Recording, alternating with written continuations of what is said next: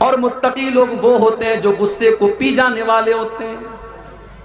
आज कितने मर्डर हो जाते हैं गुस्से की वजह से, कितनी तलाक हो जाती है गुस्से की वजह से, कितना शौहर बीवी के ऊपर हाथ उठा देता है गुस्से की वजह से। मेरे प्यारे साथियों, गुस्सा आना नेचुरल है, मगर गुस्से को कंट्रोल किया जाए, गुस्से को दबा लिया जाए। इसलिए अल्लाह के नबी फरमाते हैं, लैसा शदीदु बिस्सुरा इन्नमा शदीदुल लज़ी यमलिकु नफ्सहु इंदल गज़ब। पहलवान वो नहीं है, बहादुर वो नहीं है जो कुश्ती में दुश्मन को पछाड़ दे। बहादुर तो वो है जो गुस्से के टाइम अपने आप को कंट्रोल कर ले। वल काज़िमीनल गैज़, गुस्से को पी जाने वाले होते हैं। वल आफ़ीना अनिन नास, और मेरे मुत्तकी बंदे वो हैं जिनके लिए मैंने जन्नत तैयार करके रखी है। ये वो लोग हैं जो लोगों को माफ कर देते हैं, दरगुजर कर देते हैं। भाई जिंदगी में ऐसा नहीं है कि हर चीज आपके मन के मुताबिक हो। कभी आपकी बीवी ऐसा कोई काम कर देगी जो आप नहीं चाहते, कभी आपके बच्चे कुछ ऐसा काम कर देंगे जो आपकी मर्जी के खिलाफ है, कभी दोस्तों से अनबन हो जाएगी, कभी पड़ोसियों से झगड़ा हो जाएगा। आप हमेशा इस कुरान की आयत को अपने सामने रखें, वल आफीना अनिन नास, लोगों की गलतियों को माफ कर दिया करें, दरगुजर कर दिया करें। नबी अकरम की सीरत उठा करके देखो, आपके ऊपर मक्का वालों ने कौन कौन से जुल्म और सितम के पहाड़ नहीं तोड़े।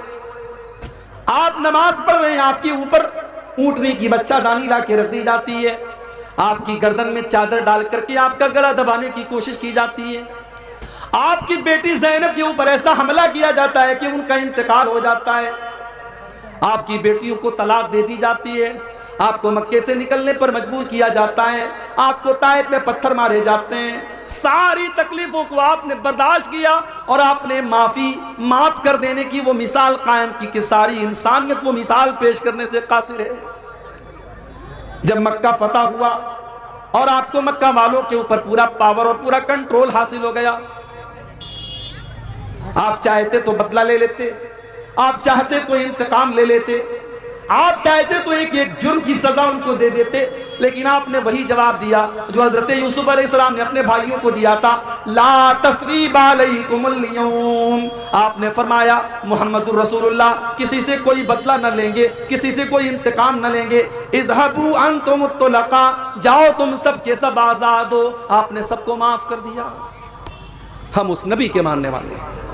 वल आफीना अनिन नास, जालिम से लिया जुल्म का बदला न किसी वक्त, मारा भी तो अखलाक की तलवार से मारा। अल्लाह के नेक बंदे माफ कर देते। दारोगा मत बनो। अगर आपको अल्लाह ने किसी के ऊपर कंट्रोल दिया है तो आप दारोगा मत बनो, आप माफ कर दिया करो, लोगों की गलतियों से दरगुजर कर दिया। वल्लाहु युहिब्बुल मुहसिनीन, और अल्लाह ताला एहसान करने वालों को, नेकी करने वालों को पसंद फरमाता है। वल्लज़ीना इज़ा फ़अलू फ़ाहिशतन औ ज़लमू अनफुसहुम, और अल्लाह ने फरमाया मेरे मुत्तकी बंदे वो होते हैं जब उनसे कोई गलत काम हो जाता है, जब कोई नाज़ेबा काम हो जाता है, उनसे कोई गुनाह हो जाता है, औ ज़लमू अनफुसहुम, या वो अपनी जान के ऊपर जुल्म कर लेते हैं। गुनाह करने वाला सबसे पहले अपनी जान पर जुल्म करता है। गुनाह करके आप दूसरे का नुकसान बाद में करते हैं, पहले अपना नुकसान करते हैं। इसीलिए हमारे बाप आदम ने और हमारी माँ हव्वा ने जब अल्लाह से तौबा की तो किन अल्फाज में की, रब्बना ज़लमना अनफुसना व इल्लम तगफिर लना व तरहमना लनकूनन्न मिनल खासिरीन। परवरदिगारा, हमने अपनी जानों के ऊपर जुल्म किया है, ऐ अल्लाह हमने तेरी नाफरमानी करके अपने ऊपर अत्याचार किया है, और अगर तूने हमें माफ न किया, अगर तूने हम पर रहम न किया, लनकूनन्न मिनल खासिरीन, तो हम खसारा उठाने वालों में से हो जाएंगे। तो अल्लाह कह रहा है कि मेरे मुत्तकी बंदे वो हैं जब उनसे कोई गुनाह हो जाता है या वो अपनी जान पर जुल्म कर लेते हैं, ज़करुल्लाह, तो वो अल्लाह को याद करते हैं, वो अल्लाह को याद करते हैं, फस्तगफरू लिज़ुनूबिहिम, और अपने गुनाहों की माफी मांगते हैं। अगर ये चीज हमारे अंदर है, अगर गुनाह करने के वक्त अल्लाह याद आता है, तो समझ जाओ कि दिल के अंदर ईमान की गुंजाइश मौजूद है, समझ जाओ कि दिल के अंदर ईमान की रोशनी मौजूद है। और अगर गुनाह करने के बाद अल्लाह याद नहीं आता है, बल्कि गुनाह करने के बाद इंसान और ढिठाई करता है और जुरात करता है और अपने गुनाह के ऊपर फख्र करता है, तो समझ जाओ कि दिल के ऊपर मुहर लग चुकी है।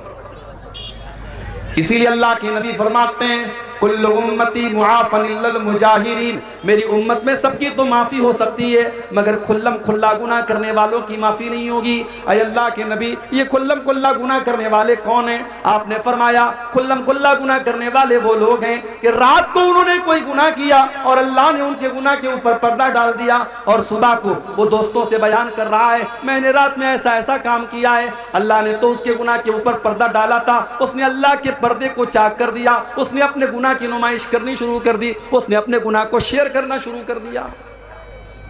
आज ये चीज हो रही है, किसी के साथ कोई गलत काम किया, फिर दोस्तों को दिखा रहा है देखो मैंने ये काम किया है। अपने गुनाह की नुमाइश करना, अपने गुनाह को शेयर करना और अपने गुनाह को बताना, ये अल्लाह को बहुत नापसंद है। अल्लाह के नबी फरमाते हैं ये खुल्लम खुल्ला गुनाह करना है और अल्लाह इसको माफ नहीं करेगा। तो अगर दिल में खटक पैदा हो रही है, अगर गुनाह करने के बाद अल्लाह याद आ रहा है, हम आदम की औलाद हैं मेरे भाई, हम इंसान हैं, हम फरिश्ते नहीं हैं। इंसान से गुनाह हो सकता है, गलती हो सकती है, लेकिन बेहतरीन खताकार वो है जो गुनाह करने के बाद अल्लाह से माफी मांग ले, तौबा कर ले। और जब दिल में ईमान होता है तो इंसान के दिल में तौबा का ख्याल जरूर आता है। अल्लाह के नबी साहबा के साथ बैठे हुए हैं, एक औरत आती है, अय अल्लाह के नबी इन्नी असब्तु ज़िना, मैंने ज़िना किया है, तहिरनी, मुझे पाक कर दीजिए। शादीशुदा औरत थी, जानती थी इस्लाम के अंदर शादीशुदा अगर मर्द या औरत ज़िना कर ले तो उसकी सजा क्या है, जानती थी कि जान मार दी जाएगी, कत्ल कर दी जाएगी। सब कुछ जानने के बावजूद वो अल्लाह के नबी के पास आती है, अय अल्लाह के नबी मैंने ज़िना किया है और मैं नहीं चाहती कि आखिरत में मुझे ज़िना की सज़ा दी जाए। अय अल्लाह के नबी मैं तौबा करना चाहती हूँ, मैं ज़िना की सज़ा लेना चाहती हूँ, मुझे सज़ा दे दीजिए, मुझे पाक कर दीजिए ताकि आखिरत में मुझे सज़ा न मिले। अल्लाह, कौन सी ताकत थी मेरे भाइयों जो वो उस औरत को अल्लाह के नबी की अदालत में लेकर के आती है। आज तो मुजरिम अदालत से भागता है, आज तो मुजरिम रिश्वत दे करके सोचता है मैं सजा से बच जाऊं, लेकिन जब ईमान पैदा होता है तो मुजरिम अदालत में चल करके आता है और कहता है कि मुझे सजा दी जाए। अल्लाह के नबी ने टालने की कोशिश की, आपने कहा जाओ क्या बात कर रही हो, उसने कहा मुझे टालने की कोशिश न कीजिए, मैंने ज़िना किया है और मैं उसका सबूत भी लेकर के आई हूं, मैं हमल से हूं, मैं पेट से हूं, है अल्लाह के नबी मुझे ज़िना की सजा दे दीजिए। आपने कहा ठीक है जाओ, जाओ जब बच्चा पैदा हो तब आना, जाओ जब बच्चा पैदा हो तब आना, तुमको हम अभी सजा नहीं दे सकते। 9 महीने का टाइम दे दिया अल्लाह के नबी, 9 महीने का टाइम दे दिया। भाग सकती थी, कोई रिकॉर्ड नहीं रखा अल्लाह के नबी ने, कहीं नाम नहीं नोट किया, सहाबा को उसका नाम लिख करके नहीं दिया, उसको 9 महीने का मौका दे दिया, जा तू भाग सकती है तो भाग जा। 9 महीने गुजर गए, बच्चे का जन्म हुआ, बच्चे को गोद में लेकर के आती है, अरे अल्लाह के नबी मैं वही औरत हूं, मैं वही गामेदिया हूं जो 9 महीने पहले आपके पास आई थी और आपसे ये कह रही थी कि मुझे ज़िना की सजा दे दीजिए। अरे अल्लाह के नबी मुझे पाक कर दीजिए, मुझे ज़िना की सजा दे दीजिए। अल्लाह के नबी ने फरमाया तुम्हारा बच्चा भी छोटा है, माँ के दूध पर निर्भर है, जब तक ये बच्चा माँ का दूध पी रहा है तब तक हम तुम्हें ज़िना की सजा नहीं दे सकते। जब तुम्हारा बच्चा माँ का दूध छोड़ दे, जब रोटी खाने लगे तब तुम मेरे पास आना। अल्लाह के प्यारे नबी ने 2 साल का मौका उस औरत को और दे दिया कि अब अगर वो भागना चाहे तो भाग सकती है। अल्लाह के नबी उसको भूल जाएंगे, सहाबा उसको भूल जाएंगे। 2 साल का टाइम गुजर गया, उस औरत का बच्चा रोटी खाने लगा, अपने बच्चे को इस हाल में लेकर के आती है कि बच्चे के हाथ में रोटी का टुकड़ा है। अय अल्लाह के नबी मैं वही औरत हूँ जिसने आपके पास आकर के ज़िना का इकरार किया था। अय अल्लाह के नबी देखिए मेरा बच्चा रोटी खाने लगा, अब तो मुझे ज़िना की सजा दे दीजिए। नबी अकरम ने बच्चा एक मुसलमान के हवाले किया, जमीन में गड्ढा खोदा गया, उस औरत का आधा धड़ गड्ढे में डाला गया। सहाबे किराम के हाथों में पत्थर दे दिए गए और पत्थरों से मार मार के उस औरत को खत्म किया। कभी आपने तसव्वुर किया है ज़िना की ये सजा? मुझे याद आता है राज ठाकरे ने एक मर्तबा कहा था, जब दिल्ली के अंदर चलती बस पर एक लड़की का ज़िना किया के साथ रेप किया गया, और सिर्फ रेप ही नहीं किया गया बल्कि जानवरों की तरह उस लड़की के साथ, उस औरत के साथ सलूक किया गया, और पूरे भारत में उस केस को निर्भया कांड के नाम से याद किया गया। तो राज ठाकरे ने उस मौके पर कहा था कि रेप करने वालों को वही सजा देनी चाहिए जो इस्लाम देता है। मगर यहां एक बात नोट कर लो, हमारे यहां जब रेप की बात आती है तो रेप का मतलब होता है बलात्कार, रेप का मतलब होता है जबरदस्ती किसी के साथ ताल्लुक कायम करना। मगर इस्लाम यह कहता है कि अगर एक मर्द और एक औरत इल्लीगल तरीके से, गैर कानूनी तरीके से अगर आपस की सहमति से भी ताल्लुक बनाते हैं तो वो भी रेप ही कहलाएगा, वो भी ज़िना ही कहलाएगा। यह अलग बात है कि हमारी अदालतों में अगर आपस में सहमति से ताल्लुक कायम होता है तो उसको रेप नहीं माना जाता है। मगर इस्लाम की नज़र में अगर बगैर शादी के और बगैर शरई तरीके के अगर मर्द व औरत का मिलन होता है तो वह ज़िना ही कहलाएगा, चाहे वो सहमति के जरिए हो चाहे वो ज़बरदस्ती हो, और दोनों को सज़ा दी जाए। हाँ, जबरदस्ती होगी तो रेप करने वाले को सजा मिलेगी, औरत को नहीं मिलेगी। लेकिन आपस की सहमति से हुआ है ज़िना तो दोनों को सजा मिलेगी। अगर कुंवारे लोग ज़िना करेंगे तो 100 कोड़े की सजा दी जाएगी और 1 साल के लिए शहर से निकाल दिया जाएगा। और अगर शादीशुदा मर्द और औरत ज़िना करेंगे तो इस्लामी कानून के अंदर सजा यह है कि उसको पत्थरों से मार मार के खत्म कर दिया जाएगा। जब उस औरत को ज़िना की सजा दी जा रही थी, हदीस के अल्फाज हैं, हजरत खालिद बिन वलीद रज़ी अल्लाह ताला अन्हु भी पत्थर मारने वालों में शामिल थे। जब उन्होंने पत्थर मारा तो उस औरत के खून के कुछ छींटे हजरत खालिद बिन वलीद के कपड़े पर आ गए। उनकी जुबान से कुछ नासेबा कलिमात उस औरत के बारे में निकल गए कि कैसी नापाक औरत के खून के छींटे मेरे कपड़े पर आ गए। अल्लाह के प्यारे नबी के कानों में हजरत खालिद बिन वलीद के जुमले पड़ गए। आपने फरमाया, महलन या खालिद, ऐ खालिद खबरदार खबरदार, लक़द ताबत तौबतन लौ ताबहा साहिब मुहसिन लगुफिर लहू। ऐ खालिद, इस औरत ने इतनी सच्ची तौबा की है, अगर कोई चोर, कोई डाकू, कोई लुटेरा भी अगर ये तौबा कर लेता तो अल्लाह उसको माफ कर देता। और एक हदीस के अल्फाज में यह है कि अगर मदीना के 70 गुनहगार भी ये तौबा कर लेते तो अल्लाह ताला 70 गुनहगारों की तौबा को कबूल कर लेता। इसने इतनी पावरफुल तौबा की है। गुनाह का होना यह बड़ी बात नहीं है, गुनाह के बाद इंसान तौबा कर ले ये बड़ी बात है मेरे भाई। इसीलिए अल्लाह फरमाता है, वल्लज़ीना इज़ा फ़अलू फ़ाहिशतन, मेरे मुत्तकी बंदे तो वो हैं जब उनसे कोई गलत काम हो जाता है, औ ज़लमू अनफुसहुम, या वो अपनी जान के ऊपर जुल्म कर लेते हैं, ज़करुल्लाह, तो उनको अल्लाह याद आता है।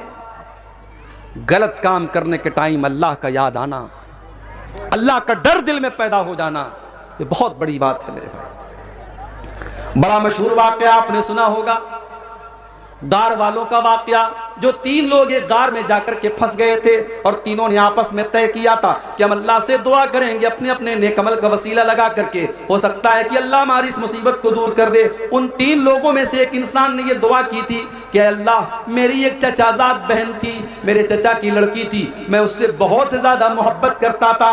एक मर्द एक औरत से जितनी मोहब्बत कर सकता है मैं उस औरत से बेइंतहा मोहब्बत करता था। मैं उस लड़की को हासिल करना चाहता था, मैं उसके साथ अपनी शहवत को पूरी करना चाहता था, मगर मेरे पास कोई कंट्रोल नहीं था। उसको पाने की कोशिश कर रहा था लेकिन मैं हासिल नहीं कर पा रहा था। एक मर्तबा सूखा पड़ गया, कहत साली पड़ गई, और वो गरीब लड़की थी, गरीब औरत थी, वो मेरे पास आती है, मुझसे मदद मांगती है और मैं उसको 100 दीनार देने का वादा करता हूँ। 100 दीनार या 120 दीनार देने का मैं वादा करता हूँ, इस शर्त पर कि वो मेरी ख्वाहिश को पूरा करेगी, मेरी बरसों की इच्छा को और मेरी ख्वाहिश को वो पूरा करेगी। ऐ अल्लाह, उस औरत के साथ मैं गलत काम करने के लिए तैयार हो गया, और जब ऐन मौके पर मैं उस औरत के साथ अपनी ख्वाहिशात को पूरा करना चाहता था और मैं उस औरत के साथ जिना करने वाला था, बदकारी करने वाला था, ऐन मौके पर उस औरत की जुबान से निकला, इत्तक़िल्लाह वला तफ़ुज़्ज़ल ख़ातम इल्ला बिहक़्क़िही। अल्लाह से डर, और जिस चीज का तुझे इख्तियार नहीं है, जिस चीज की अल्लाह ने तुझको इजाजत नहीं दी है, उस चीज का तू इस्तेमाल न कर। जो चीज तेरे लिए जायज नहीं है उस चीज को तू इस्तेमाल न कर। आय अल्लाह, उस औरत की जुबान से जब ये जुमला मैंने सुना, मैंने फौरन उस गलत काम के इरादे को तर्क कर दिया। मैंने वो 120 दिनार भी उसको दे दिए और मैंने ज़िना का इरादा भी तर्क कर दिया। आय अल्लाह, अगर ये अमल मैंने तेरे डर से किया था तो आय अल्लाह तू आज इस मुसीबत को दूर कर दे। बुखारी शरीफ के अल्फाज हैं, अल्लाह तबारक व तआला ने उन तीनों लोगों की दुआओं की वजह से उनको गार से नजात दे दी और बचा लिया। मेरे प्यारे साथियों, ये होता है गुनाह के टाइम अल्लाह का डर अगर आपके अंदर है तो इस बात की दलील है कि कहीं ना कहीं आपके दिल में ईमान मौजूद है। अल्लाह ने फरमाया, जब उनसे कोई गलत काम हो जाता है तो वो अल्लाह को याद करते हैं। वलम युसिर्रु अला मा फ़अलू वहुम यअलमून, और वो अपने गुनाह के ऊपर जमे नहीं रहते हैं, अपने गुनाह के ऊपर वो डटे नहीं रहते हैं। अच्छा, तौबा का मतलब क्या होता है? कभी आपने गौर किया इस पर? तौबा किसको कहते हैं? बहुत सारे लोग ये समझते हैं कि तौबा का मतलब या अल्लाह तौबा, या अल्लाह तौबा, या अल्लाह तौबा। अगर कोई जुबान से कह रहे तौबा हो गई, नहीं साहब, ये तौबा नहीं है। ड्रीम 11 खेलना कैसा है और अगर जीत गए तो उसका इस्तेमाल कहां किया जाए? ड्रीम 11 और इस तरीके के जितने ऑनलाइन खेल हैं, ये सब जुआ है, जुआ। ये सब जुआ है, सट्टाबाजी है और ये सब हराम है। अपनी कमाई को आप हराम मत कीजिए, बस इतना कहूंगा। हलाल के बहुत सारे रास्ते हैं, बिजनेस कीजिए, नौकरी कीजिए, मेहनत कीजिए। हलाल का 100 रुपया कमाइए, वो हराम के 1000 रुपये से बेहतर है। ये ड्रीम 11 वगैरह के ड्रीम के चक्कर में मत पड़िए। ये सब जुआ खिलाया जा रहा है नौजवानों को, ऑनलाइन जुआ खिलाया जा रहा है। पहले ऑफलाइन होता था, अब ऑनलाइन जुआ खिलाया जा रहा है।